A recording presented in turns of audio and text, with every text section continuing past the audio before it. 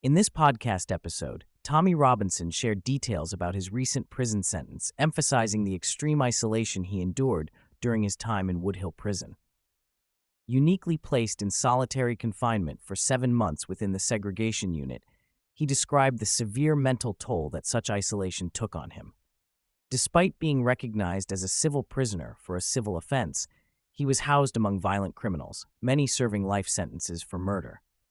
This, he argued, was unnecessary and detrimental to his well-being. The mandatory psychological assessments and the Mandela rules governing solitary confinement highlighted how the prison system confined him far beyond recommended limits, intensifying concerns about prisoners' mental health. Robinson recounted his limited interaction, barely speaking to anyone except another prisoner known as Joe Outlaw, a man labeled a warrior for his resistance against the prison system. Robinson drew poignant contrasts between his temporary confinement and the indefinite sentences of IP, imprisonment for public protection prisoners, emphasizing the despair those prisoners face without any release date.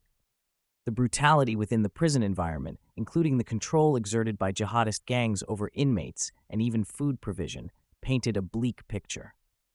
He revealed how prisoners not aligned with Islamic radical groups were often subjected to bullying and forced conversions, underscoring profound systemic issues inside the penal system. A significant portion of the conversation addressed the corruption Robinson believes permeates the judiciary and media. He described the judiciary as a tool wielded by powerful interests to silence dissenting voices, citing his own imprisonment as evidence of the lawfare tactics used against him. Robinson asserted that courts have been weaponized against political activists and whistleblowers across the Western world, mentioning figures like Marine Le Pen, Steve Bannon, and Katie Hopkins as victims of similar judicial overreach. Robinson's documentary exposing these alliances garnered over 167 million views, a fact that, despite extensive media efforts to discredit him, illustrates a disconnect between official narratives and public perception. He lamented how mainstream media and politicians continue to smear his character, dismissing his truthful reporting on sensitive issues while avoiding scrutiny of the systemic failures and corruption underlying these events. Robinson's experience demonstrated how legal and media mechanisms can work in tandem to protect establishment interests rather than uphold justice. One of Robinson's primary crusades has been exposing the grooming and sexual exploitation of children by predominantly Muslim gangs in towns across the UK. He detailed the harrowing stories of victims like Bailey, a young English boy whose family lived with Robinson for years after enduring false accusations and public vilification. Robinson recounted his refusal to apologize for exposing these covered-up crimes, despite facing bankruptcy, imprisonment, and family breakdown as consequences. The scale of the grooming scandal, according to Robinson, is vast, and its covering up is a betrayal by police, politicians, and social services. He emphasized the importance of justice not only for the rapists, but for those who allowed these atrocities to continue through negligence or complicity. Robinson stressed that only by holding these individuals accountable can similar tragedies be prevented and trust restored in public institutions. A central theme was Robinson's view on immigration policies and the cultural impact of Muslim immigration in Britain. He warned of demographic changes whereby the British population is projected to become a minority by 2041, which he identifies as the greatest threat to Britain's future. Robinson connected this demographic shift with rising crime rates, especially the correlation between Islamic immigration and increases in sexual violence across European countries. Robinson cited statistics alleging that although Muslims represent a small minority of the population, they are responsible for a disproportionately high number of gang rape convictions, implying cultural and religious factors as root causes. While acknowledging his friendships with Muslims who reject extremism, he maintained that the dominant doctrines of Islam are incompatible with peaceful coexistence and British values. Robinson warned that the government's failure to control immigration and protect its citizens is deliberate and part of a wider agenda to destabilize communities for political and economic purposes. Regarding British politics, Robinson was deeply critical of mainstream politicians and populist leaders alike. He articulated his disillusionment with leaders such as Nigel Farage and reformist parties, accusing them of betraying patriotic voters and failing to confront the immigration crisis effectively. Robinson revealed how Reform UK, once a party promising mass deportations and stringent immigration controls, had reversed its position and censored members who spoke openly about Pakistani grooming gangs. Robinson expressed his support for Advance UK and politician Ben Habib, viewing them as more aligned with his vision for Britain. He lamented the lack of authentic populist representation and called for a political revolution that genuinely reflects the interests of native Britons. He underscored the disconnect between the establishment and the people, highlighting that no current MP is addressing the concerns of the growing movement that he and others represent. Robinson spoke passionately about the upcoming demonstration on September 13th, describing it as a historic moment for Britain. He envisions the event as a unifying force to bring together disparate groups under one banner to celebrate British culture, identity, and sovereignty. Contrasting the previous climate of fear and silence, Robinson emphasized a mass awakening where people feel empowered to peacefully revolt against the government's failures and betrayals. He highlighted the extensive preparations, including international political figures invited to speak, and the scale of the event already expected to attract hundreds of thousands, potentially up to 1 million participants. Robinson portrayed the event as not just a protest, but a cultural movement marking a renaissance of pride and resistance aimed at awakening the silent majority who have suffered in obscurity for years.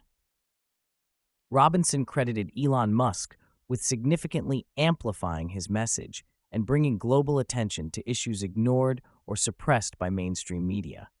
Musk's sharing of Robinson's documentaries, such as Silence and The Rape of Britain, played a critical role in broadening awareness and breaking through the traditional media's attempts at censorship. Robinson explained how X and other social platforms have become pivotal in shaping public dialogue, enabling activists to bypass gatekeepers and mobilize support. He also acknowledged Musk's support for free speech as vital in the current climate, where he believes free expression in Britain is under severe threat. Robinson argued that without this new media landscape, many of the stories and evidence he brought to light would have remained hidden, allowing corrupt systems to operate unchecked. The podcast examined Robinson's continual entanglement with the law, including the recent assault charge stemming from an incident at St. Pancras railway station in London, which Robinson firmly framed as self-defense against persistent harassment. He expressed frustration at the ongoing legal battles, the constant surveillance, and the threats against himself and his family, which have resulted in him living in hiding and without a permanent home. Despite these pressures, Robinson conveyed resilience, asserting that he will continue to stand by his convictions and defend himself when attacked. He acknowledged the emotional and physical toll these ordeals take, but portrayed them as further motivation to fight systemic injustice and advocate for reform.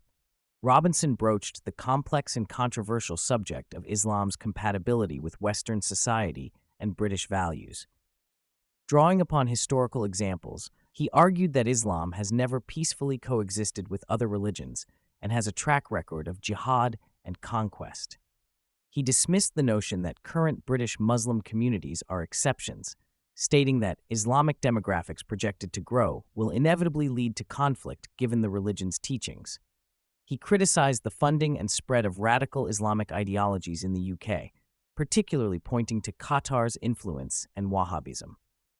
Robinson expressed concern over the perceived softness of British institutions and church leaders who, in his view, fail to adequately defend Christian values or speak about the persecution of Christians in Islamic countries.